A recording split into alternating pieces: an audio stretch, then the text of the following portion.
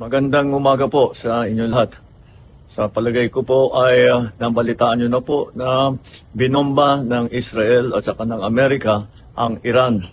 At ang Iran naman ay sumagot, nagbomba naman ng mga American base sa United Arab Emirates, sa Bahrain, sa Oman at siyempre sa Israel.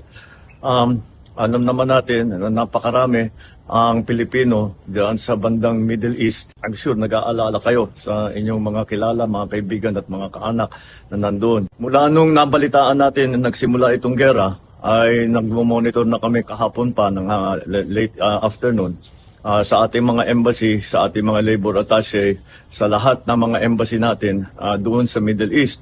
At nais kong i-report sa ating mga kababayan na sa ngayon, as of 9 o'clock Sunday, wala po tayong natatanggap na report na may casualty na Pilipino. Wala pong Pilipino ang namatay, wala na Pilipino ang nasaktan. At sa ngayon ay patuloy ang aming pag-monitor para tiyakin na nasa magandang kalagayan ang ating mga kababayan sa Middle East.